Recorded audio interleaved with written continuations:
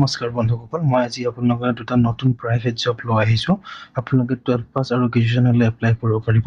Job location আপোনালোকৰ north Lakhimpur আৰু গুৱাহাটী হ'ব। প্ৰথমটো জব নটিফিকেশ্যন হ'ল আপোনালোকৰ DBS মটৰৰ কাৰণে হয়, য'ত নেকি আপোনালোকৰ লাষ্ট ডেট 4 এপ্ৰিললৈ হয় আৰু আপোনালোকে এইটো নৰ্থ লখিমপুৰ জব লোকেশ্যন হয়। আৰু প্ৰথমটো পষ্ট আপোনালোকৰ চেলছ মেনেজাৰ কাৰণে টোটেল পষ্ট আপোনালোকৰ এটা আছে।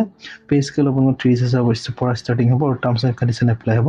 জব লোকেশ্যন আপোনালোকৰ নৰ্থ লখিমপুৰ হ'ব। কোৱালিফিকেশ্যন আপোনালোকৰ গ্ৰেজুৱেশ্যন হ'ব লাগিব আৰু মিনিমাম 5 বছৰ এক্সপিৰিয়েঞ্চ থকা হ'ব লাগিব। দ্বিতীয়টো পোষ্ট হ'ল আপোনাৰ ডিলাৰ চেলছ এক্সিকিউটিভৰ কাৰণে হয়। টোটেল আপোনাৰ 6টা পোষ্ট আছে।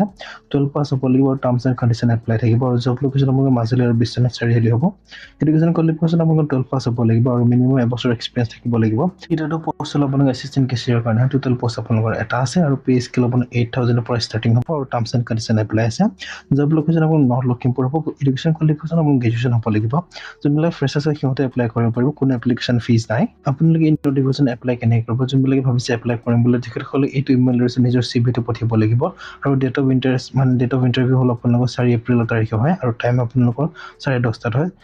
ভেন্যু আপোনালোকৰ নৰ্থ লখিমপুৰ হয়। আপোনাৰ ইণ্টাৰভিউ যোৱাৰ আগতে এবাৰ এইটো নম্বৰত ফোন কৰি ল'ব।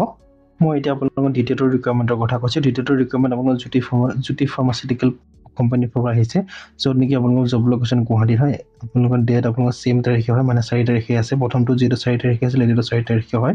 প্ৰথমটো পোষ্ট হ'ল আপোনাৰ টেণ্ডাৰ চেলৰ কাৰণে হয়, য'ত নেকি মেনেজাৰ আৰু এক্সিকিউটিভৰ কাৰণে পোষ্ট আছে। টোটেল আপোনাৰ দুটা পোষ্ট আছে, মেনেজাৰৰ কাৰণে এটা, এক্সিকিউটিভৰ কাৰণে এটা। আপোনালোকৰ বয়সৰ সীমা 35 বছৰ হ'ব লাগিব। এডুকেশ্যন কোৱালিফিকেশ্যন আপোনাৰ গ্ৰেজুৱেশ্যন হ'ব লাগিব। আপোনালোকৰ 2 বছৰ এক্সপিৰিয়েঞ্চ থাকিব লাগিব টেণ্ডাৰিং আৰু GEM পৰ্টেলৰ কাৰণে আৰু জব লোকেশ্যন আপোনাৰ গুৱাহাটী আছাম হ'ব। দ্বিতীয়টো পোষ্ট হ'ল আপোনালোকৰ ফিল্ড চেলছ এক্সিকিউটিভৰ কাৰণে। টোটেল পোষ্ট আপোনালোকৰ দুটা আছে। বয়সৰ সীমা আপোনালোকৰ 35 বছৰকৈ তলত হ'ব লাগিব। এডুকেশ্যন কোৱালিফিকেশ্যন আপোনাৰ হাই ছেকেণ্ডাৰী গ্ৰেজুৱেশ্যন দুয়োটা এপ্লাই কৰিব পাৰিব। মিনিমাম 2 বছৰ এক্সপিৰিয়েঞ্চ লাগিব। আপোনালোকৰ এক্সপিৰিয়েঞ্চ হোটেল, ৰেষ্টুৰেণ্ট বা কেটাৰিং বা কেফেত থকা যিকোনো এক্সপিৰিয়েঞ্চ হ'লে হ'ব। জব লোকেশ্যন শিলচৰ আৰু গুৱাহাটী হ'ব। ওৱান পোষ্ট মানে প্ৰতিটো লোকেশ্যনৰ কাৰণে এটা পোষ্ট আছে।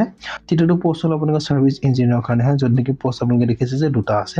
এজ লিমিট আপোনালোকৰ 35 বছৰতকৈ বেছি হ'ব নালাগিব। এডুকেশ্যন কোৱালিফিকেশ্যন আপোনালোকৰ ডিপ্ল'মা, ডিগ্ৰী আৰু টেকনিকেল বেকগ্ৰাউণ্ডৰ পৰা হ'ব লাগিব আৰু ইলেক্ট্ৰনিকৰ আপোনালোকে প্ৰিফাৰেঞ্চ দিব আৰু মিনিমাম এক্সপিৰিয়েঞ্চ 2 বছৰ হ'ব লাগিব মেডিকেল ইকুইপমেণ্টৰ সৈতে আৰু জব লোকেশ্যনৰ কোনো স্পেচিফিক কৰি দিয়া নাই আৰু কোনো এপ্লিকেশ্যন ফিজ নাই। আপোনালোকে এই দ্বিতীয় পোষ্টটো কেনেকৈ এপ্লাই কৰিব? য'ত নেকি আপোনালোকে দেখিছে যে ৰিজিউমেটো এইটো ইমেইল এড্ৰেছ হয়, য'ত নেকি আপোনালোকে নিজৰ CV-টো এইটো ইমেইল এড্ৰেছত পঠিয়াব লাগিব।